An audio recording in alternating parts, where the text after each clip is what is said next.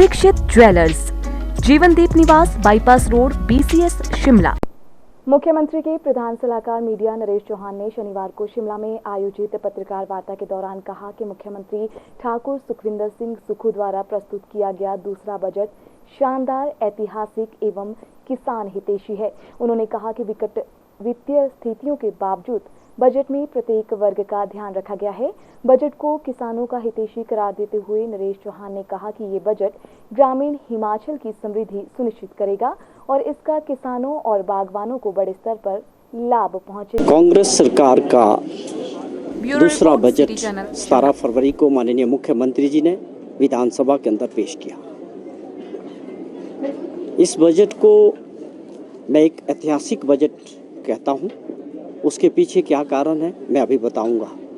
और दूसरे अगर मैं कहूं कि एक शानदार बजट हमारी सरकार ने और माननीय मुख्यमंत्री जी ने पेश किया है। खास तौर पे पहला बजट जो उनका रहा पिछले साल, उसमें जो ग्रीन राज्यों को लेके फोकस था और राज्य की आर्थिक स्थिति को ठीक करने के लिए जो कदम उठाने की बात थी, वो इस बार बजट में वो चीज़ें आगे बढ़ेंगी।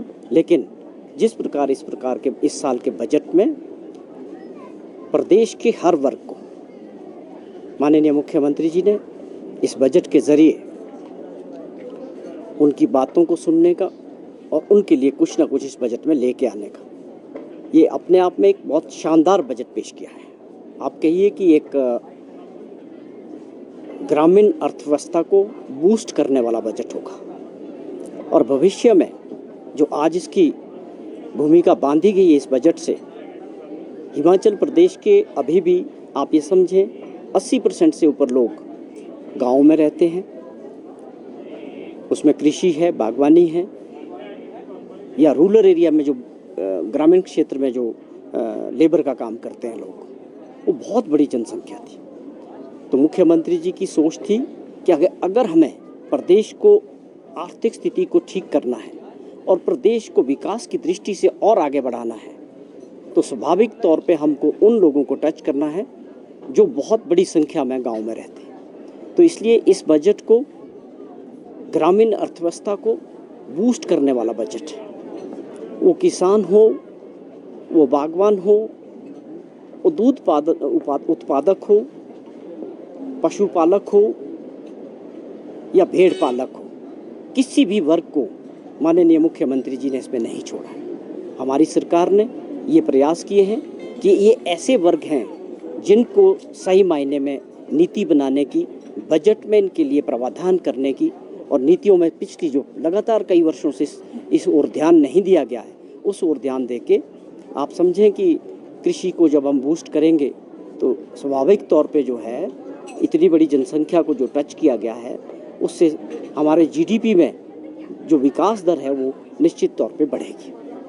खास तौर पे इसमें बड़े फैसले हुए कि अगर हम दूध पैदा करने वाले जो लोग हैं हिमाचल प्रदेश में, जो एक पिछले काफ़ी समय से लोग इस व्यवसाय से बाहर हट रहे थे, उसका कारण था कि लोग जो खर्चा हो रहा है उनका अपने कृषि पे, बागवानी पे या दूध उत्पादक का, वो उनको उसके जो उत्पाद थे उसके सही दाम ना मिलने की वजह से। तो ये एक ऐतिहासिक फैसला था।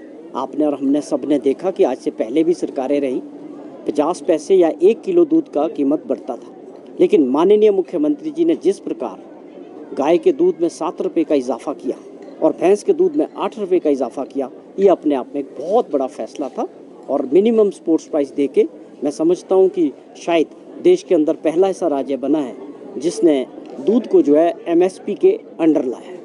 इससे साफ तौर पे जो दूध करने वाले, पैदा करने वाले किसान हैं, लोग हैं, अब वो एक निश्चित आय अपनी उनकी जो है हो जाएगी।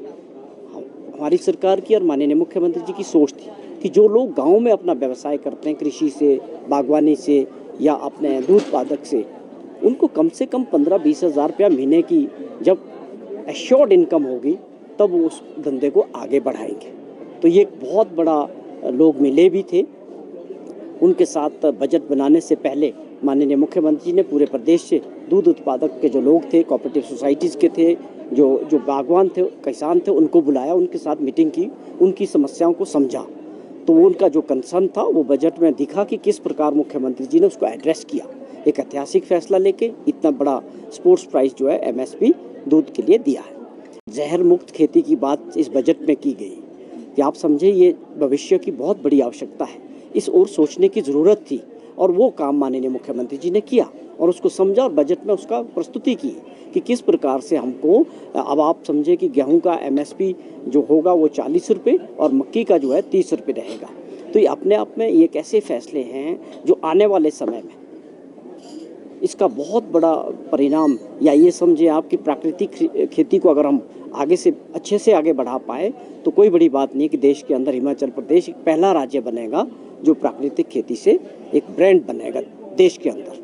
तो ये ऐसे बड़े फैसले हुए हैं जिससे निश्चित तौर पे हमारे किसान भाइयों की भी आय बढ़ेगी और लोग अपने रूरल क्षेत्र में रह के अपना काम भी धंधा भी करेंगे और माइग्रेट नहीं होंगे रोजगार की तलाश में। तो ये इस तरह के बड़े फैसले हुए। जो भेड़ पालक थे उनका बड़ा कंसर्न था कि हमारा जो ऊन पैदा होता उसको खरीदने वाला कोई नहीं है, तो माननीय मुख्यमंत्री जी ने बजट में 10 करोड़ रुपए का प्रावधान उनके लिए भी रखा। तो ये बहुत बड़े बड़े फैसले थे। मछली पालन का जो लोग जुड़े हैं, जो मछली पालन का काम करते हैं, उनके लिए भी इस बजट में प्रोत्साहित करने के लिए प्रावधान किया गया। तो ये सारी चीज़ें थी और वर्क थे। आप समझे कि पहली बार कुछ ऐसे फैसले हुए जो हमारी पुलिस फोर्स थी, आपके सामने है पिछली सरकार के समय किस प्रकार की परिस्थितियां बनी। जब ठाकुर जयराम जी मुख्यमंत्री थे, उनकी सरकार थी, तो कैसी परिस्थितियां रही, पुलिस जवानों ने किस तरह से अपना प्रदर्शन किया। इस बात को माननीय मुख्यमंत्री जी ने 200 रुपये से जो डेली है वो 1000 रुपये की, ये ऐतिहासिक फैसले होते हैं कि 200 रुपये से सीधा 1000 रुपया बढ़ाया। तो उनमें बड़ी खुशी थी, बड़ा अच्छा माहौल था और एक बड़ा अच्छा फैसला किया, ये होना चाहिए था। उसी तरह से स्पोर्ट्स के क्षेत्र में अगर आप देखें कि जो स्पोर्ट्समैन है उनके लिए भी हर तरह से उनकी डाइट्स है, डेलीज है, उसको बढ़ाना, या जो लोग इंटरनेशनल पार्टिसिपेट करेंगे गेम्स में, चाहे ओलंपिक्स है, एशियाड है, सबके लिए किस प्रकार से जो मेडल जीत के आएंगे ओलंपिक्स में, उनका जो प्राइज़ मनी है उनको कितना बढ़ाया वो आपने देखा। 5 करोड़ तक कर दिया और 3 करोड़ कर दिया सिल्वर मेडल्स के लिए, 2 करोड़ ब्रॉन्ज मेडल के लिए।